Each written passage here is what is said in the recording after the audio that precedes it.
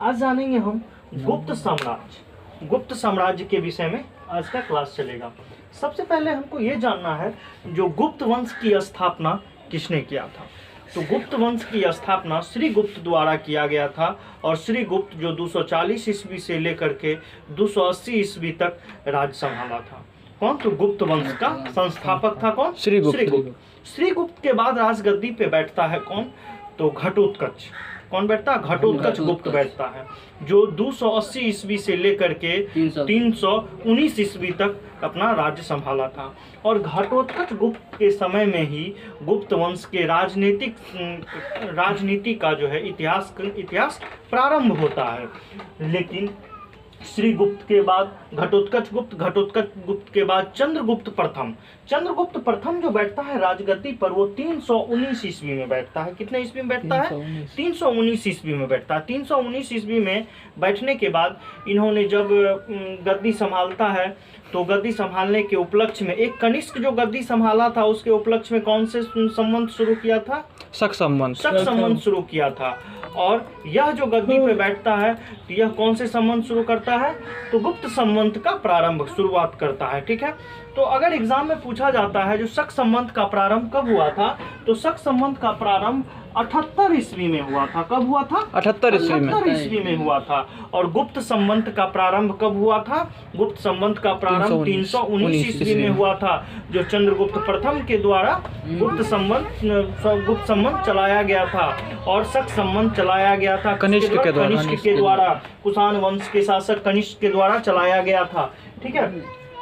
तो जब चंद्रगुप्त प्रथम गद्दी पे बैठता है और चंद्रगुप्त प्रथम को ही गुप्त वंश का सबसे वास्तविक संस्थापक माना जाता है। जब चंद्रगुप्त प्रथम गद्दी पे बैठने के बाद इन्होंने अपने राज्य क्षेत्र में काफ़ी विस्तार किया और काफ़ी उनका जो मतलब प्रशासनिक व्यवस्था था उसमें बहुत तरह का सुधार किया। और इन्होंने अपना इसका जो गुप्त वंश का जो साम्राज्य था चंद्रगुप्त प्रथम के समय, यह जो है इलाहाबाद तक फैल चुका था। और इन्होंने भी विवाह की नीति अपनाई और इसने लिच्छवी की राजकुमारी कुमार देवी से विवाह किया। कौन किया? तो चंद्रगुप्त प्रथम लिच्छवी की राजकुमारी कुमार देवी से विवाह करने के बाद इसको जो है लिच्छवियों का सहयोग प्राप्त हुआ। और लिच्छवी का सहयोग प्राप्त होने के बाद यह क्या करता है? तो लिच्छवी का सहयोग प्राप्त करने के बाद यह वैशाली पर आक्रमण करता है और वैशाली को अपने में मिला लेता है। लिच्छवियों के सहयोग से इसे वैशाली राज्य प्राप्त हो जाता है। और इसने महाराजाधिराज की उपाधि धारण की थी। तो महाराजाधिराज की उपाधि धारण करने वाला शासक कौन था? तो महाराजाधिराज की उपाधि धारण करने वाला चंद्रगुप्त प्रथम था। राजकुमारी से विवाह कर, और इसने जब राजकुमारी से यह विवाह किया, राजकुमारी कुमार देवी से, लिच्छवी की राजकुमारी थी। और इन्होंने सोने के सिक्के पर एक तरफ लिच्छवी, एक तरफ कुमार देवी का नाम लिखा और एक तरफ चंद्रगुप्त द्वितीय, मतलब दोनों पति पत्नी का नाम जो है सो लिखवा करके सोने के सिक्के पर अपना नाम लिखवाया था। और सबसे अधिक चांदी का सिक्का जारी करने वाला शासक कौन हुआ? तो सबसे अधिक चांदी का सिक्का जारी करने वाला शासक चंद्रगुप्त प्रथम ही हुआ। गुप्त वंश के वास्तविक संस्थापक, गुप्त वंश का वास्तविक संस्थापक अगर पूछा जाता है एग्जाम में, चंद्रगुप्त प्रथम होगा। और वैसे अगर नॉर्मली पूछा जाए गुप्त वंश का स्थापना कौन किया, तो श्री गुप्त किया था। ठीक है। लेकिन इसमें 240 से लेकर के 280, तो इसका वास्तविक संस्थापक का ही ज़्यादा वैल्यू होता है। तो बहुत बुक में जो है ना गुप्त साम्राज्य की स्थापना जो लिखाएगा वो चंद्रगुप्त प्रथम का ही देगा, 319 ईस्वी ही देता है। ठीक है। और तो उसमें कोई मायने नहीं रखता है 240 से 80 ईस्वी श्री गुप्त। ठीक है। उसके बाद 280 से लेकर के 319 घटोत्कच गुप्त। और घटोत्कच गुप्त के बाद 319 ईस्वी में चंद्रगुप्त प्रथम का शासन आ जाता है, जो 350 ईस्वी तक चलता है। कब तक चलता है? 350 ईस्वी तक चलता है। और उसके बाद इन्होंने जब स्वर्ण सिक्का खुदवाया था तो स्वर्ण सिक्के के पृष्ठ भाग पर जो है लिच्छवी नाम लिखवाया था। वो अपने ससुराल का नाम जो है उस सिक्के पर लिखवाया था। जब गुप्त वंश का जो या तृतीय शासक था चंद्रगुप्त प्रथम या वास्तविक संस्थापक चंद्रगुप्त प्रथम जो था, उसके बाद जब यह संन्यास धारण करने लगता है तब इन्होंने अपने पुत्र अर्थात इसका जो उत्तराधिकारी हुआ वह अपने उत्तराधिकारी को जो है सुगद्दी सौंप देता है। तो इसका उत्तराधिकारी कौन हुआ था? इसका उत्तराधिकारी हुआ था समुद्रगुप्त। कौन हुआ था? समुद्रगुप्त। समुद्रगुप्त हुआ था। और समुद्रगुप्त ही एक ऐसा शासक था जिसको कि भारत का नेपोलियन कहा जाता था। इन्होंने जब गद्दी संभालते ही 12 दक्षिण के और 12 उत्तर के, दक्षिणापथ उत्तर के और दक्षिणापथ स्वामी की उपाधि भी धारण यही किया था, क्योंकि दक्षिण के 12 राजा उत्तर के 12 राजा को पराजित करके अपना राज्य का बहुत बड़ा विस्तार किया था। इसीलिए इसे भारत का नेपोलियन कहा जाता है, भारत का विजेता कहा जाता है इसको, ठीक है। विजेता नहीं, नेपोलियन बोलो, ठीक ना, हम बोलने के लिए विजेता बोल दिए। तो समुद्रगुप्त। अब हम लोग जो जानेंगे इससे आगे का एकदम छोटा छोटा चलेंगे, छोटा छोटा क्लास में। जैसे छोटा छोटा क्लास में होगा क्या, तुम लोग को समझ में आएगा बहुत अच्छी तरह से, ठीक है। जैसे आज चंद्रगुप्त, आज देखो कहने के लिए गुप्त वंश शुरू करेंगे, वहां से शुरू करेंगे, नीचे जाके कुमार गुप्त पर जाके हम कर देंगे खत्म, उसके लिए कोई दिक्कत नहीं है, एक दिन में खत्म कर देंगे। लेकिन क्या फायदा जब तुम लोग को समझ में ही नहीं आएगा। अगर छोटा छोटा करके चलेंगे तो तुम लोग सीरियली चलेगा और समझ में भी आ जाएगा। तो आज हम चंद्रगुप्त प्रथम के विषय में जाने, चंद्रगुप्त प्रथम का क्या क्या काम हुआ था। तो ध्यान से सुना, चंद्रगुप्त प्रथम राजगद्दी संभालते ही क्या, उसके राजगद्दी संभालने के उपलक्ष्य में क्या क्या, तो गुप्त संवत चलाया 319 ईस्वी। एक क्वेश्चन बना। दूसरा, राजकुमारी कुमार देवी से विवाह किया। राजकुमारी कहाँ के थे? लिच्छवी की राजकुमारी थे, ठीक है। और लिच्छवियों के सहयोग से कौन से राज्य को जीता, कौन से राज्य को अपनाया था? वैशाली को इन्होंने, वैशाली राज्य को प्राप्त कर लिया था, ठीक है।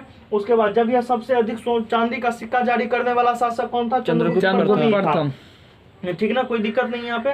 तो गुप्त वंश के वास्तविक संस्थापक कौन हुआ? चंद्रगुप्त प्रथम। इसी तरह 4-5 पॉइंट ऐसा है जो कि वीवीआई होता है, जो एग्जाम में पूछा जाता है, ठीक ना। और इसी सब चीज को, जैसे कि वैशाली को किसे प्राप्त किया, किसके सहयोग से, यह भी एक अच्छा क्वेश्चन बन जाता है, ठीक ना। तो वो लिच्छवियों के सहयोग से प्राप्त किया था। चंद्रगुप्त प्रथम के सिक्के के पृष्ठ भाग पर कौन से राज्य का नाम अंकित था? तो लिच्छवी का नाम अंकित था, क्योंकि लिच्छवी उसका ससुराल था, कुमार देवी वहीं की थी, ठीक ना।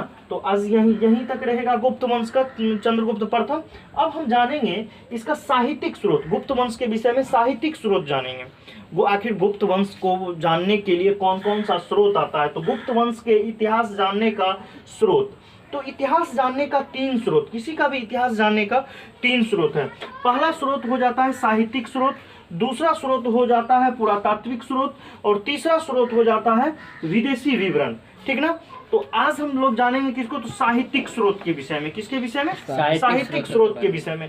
साहित्यिक स्रोत हो जाता है जो अन्य प्रकार के, जो धर्म, अन्य प्रकार के जो ग्रंथ होता है जिसके द्वारा रचित होता है, जो लिखता है, उसके विषय में हम आज जानेंगे। तो सबसे पहले साहित्यिक स्रोत में आ जाता है विशाख दत्त द्वारा रचित जो है देवी चंद्रगुप्तम, ठीक है। कौन आ जाता है? देवी चंद्रगुप्तम। देवी चंद्रगुप्तम से चंद्रगुप्त विक्रमादित्य द्वितीय, चंद्रगुप्त द्वितीय के विषय में, ठीक है। और उसके बाद रामगुप्त के विषय में। यह रामगुप्त कौन था?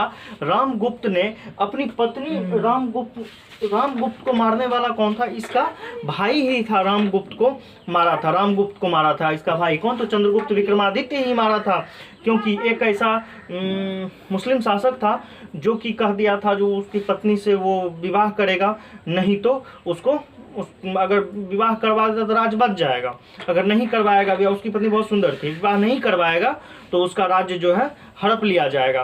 तो वो अपने राज्य बचाने के क्रम में जो है वह समझौता कर लिया उसे, ठीक है आप मेरी पत्नी को ले जाइए, शादी उदी कर लीजिए। जो कि चंद्रगुप्त विक्रमादित्य को ये चीज़ बहुत बुरा लगा और बोला जो मेरा भाई इज्जत के साथ कैसे समझौता कर सकता है। तो रात्रि को जो है रामगुप्त को मार दिया था। रामगुप्त को मारने वाला विक्रमादित्य ही था, चंद्रगुप्त विक्रमादित्य या चंद्रगुप्त द्वितीय, यही अपने भाई को मारा था। तो पिछले वर्ष जो है सो मतलब बीपीएससी में क्वेश्चन पूछा था जो कौन से शासक, गुप्त वंश के कौन से शासक ने अपने भाई का हत्या किया था? तो चंद्रगुप्त विक्रमादित्य ही मारा था रामगुप्त को, ठीक ना। तो जो कि हमें विशाख दत्त द्वारा रचित देवी चंद्र, क्या लिखा है, देवी चंद्रगुप्तम से हमें जानकारी प्राप्त होता है, ठीक है। उसके बाद कालिदास के द्वारा रचित कुछ इतिहास है, कुछ किताब हैं, जैसे कि मृच्छकटिकम है, मुद्राक्षस कहते हैं, मृच्छकटिकम। उसके बाद ऋतु संहार, कुमार संभवन, मेघदूत, उसके बाद आ जाता है कामसूत्र इत्यादि कई प्रकार के ऐसे मतलब लेख है कालिदास के द्वारा रचित, जो कि गुप्त वंश के विषय में हमें जानकारी प्राप्त होता है। पुरातात्विक स्रोत में आ जाता है प्रयाग प्रस्ती के अभिलेख से। किससे? तो प्रयाग प्रस्ती के अभिलेख से हमें गुप्त साम्राज्य के विषय में जानकारी प्राप्त होती है। अब हम कल जानेंगे विदेशी विवरण के विषय में, और आप लोग को कल साहित्यिक स्रोत और पुरातात्विक स्रोत और विदेशी विवरण सभी को कल आप सभी को लिखा भी देंगे। आज हम चंद्रगुप्त प्रथम के विषय में जाने हैं, और कल हम जानेंगे इसके विषय में समुद्रगुप्त के विषय में, समुद्रगुप्त ने क्या क्या किया था। ठीक है, तो थैंक यू, आज के लिए इतना ही।